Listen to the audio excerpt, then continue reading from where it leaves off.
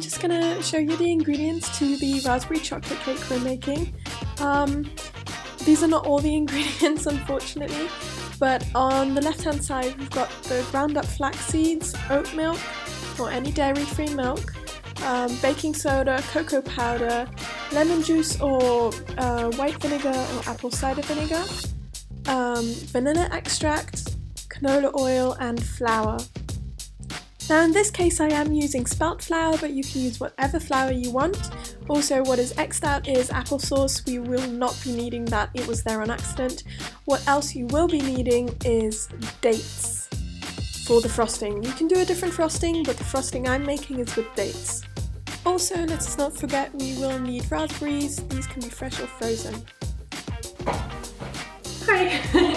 I'm just going to measure the dry ingredients now. So what we need is 1.5 cups of all-purpose flour. I'm using my spelt flour, so I'm just going to measure that out in my dry ingredients bowl, which is this one. So then we've got 1/2 cup of cocoa powder. So again, use baking cocoa powder, don't use drinking chocolate, it won't have the same result. 1 teaspoon of baking soda. So again, it doesn't really matter if you don't have the teaspoon, tablespoon measurements. It does make it more precise, but it doesn't. I've never gone wrong without it. I know some people might, but yeah. So 1 teaspoon of baking soda. What we also want is 1/2 teaspoon of salt. Okay, so sugar. So you want 1 cup of sugar. I don't usually use white sugar. I forgot to bring sugar, so I'm going to use a bit less than it is in the recipe. Because I'm not a big fan of white sugar. I'm going to use I'm going to show you in a sec. Can you see?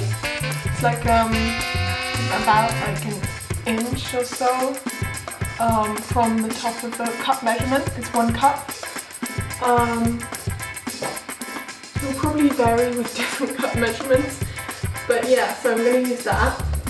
And then I'm going to put, because I have it with me, just a little bit of agave syrup in the wet ingredients.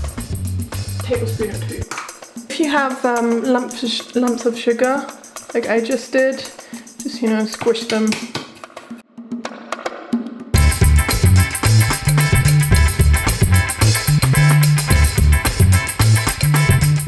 Okay, so now we're doing the wet ingredients. Just put that aside for a second. Let's do this. Alright you guys, so this is where you make the flax egg. You will take a separate bowl and take 1 tablespoon of ground flax seeds and 3 tablespoons of water and mix them together and let it gel. I don't know where the footage is, but just let it gel while we do the rest of the ingredients. 1 cup of, it says soy milk. It also says 1 tablespoon of white vinegar, which I'm going to use lemon juice for instead. So I've got the agave syrup in here, about 2 tablespoons as I said before, and I'm just adding in the cup of oat milk. I've got the oatly enriched, 2 teaspoons of vanilla extract. I actually got this in the Caribbean, so I got this from, I think it was Martinique. It was either Martinique or St. Lucia, and it was just the bomb. It is the best vanilla essence.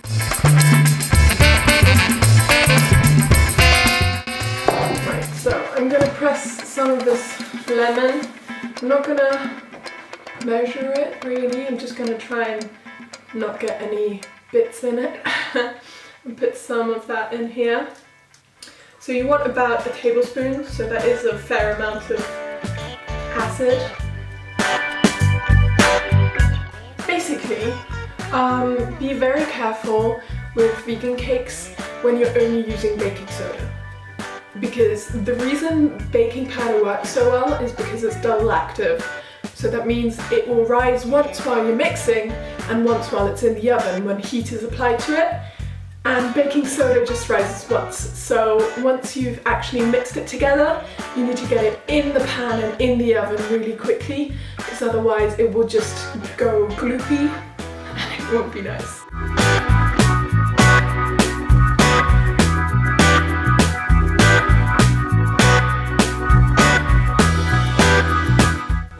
We're going to prep the pan first. We're going to grease the pan.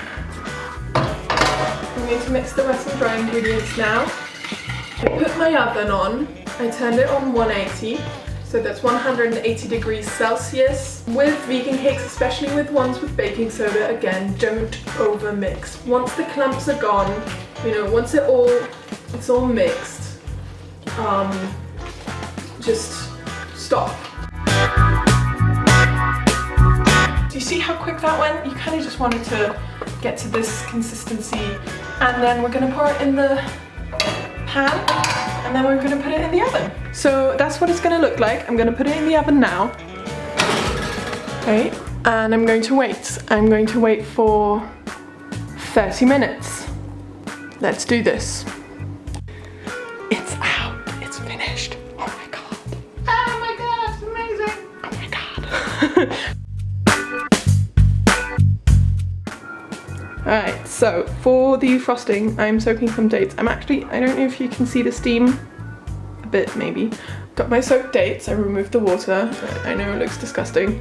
Got some cocoa powder there and my mixer here. So what I'm gonna do is I'm gonna blend the dates with some water and a load of cocoa powder. Alright, let's do this.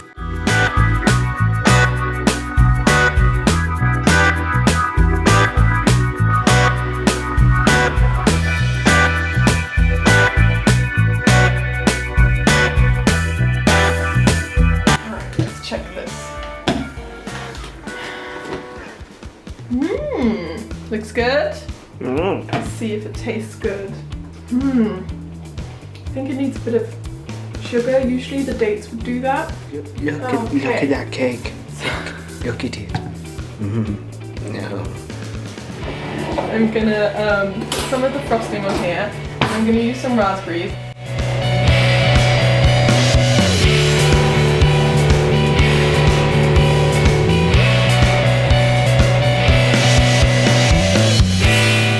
So we're gonna put the other bit of the cake on top. I'm gonna turn it around so that these edges match. Ah, don't break.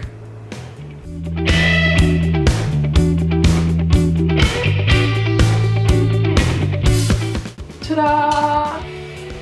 And there you have it, the finished product. I really think raspberries add so much to a chocolate cake, and the combination is the bomb. And try it out and tell me what you think in the comments below. If you're new to my channel and you really like this video, make sure to hit subscribe for more videos where I basically talk your ear off.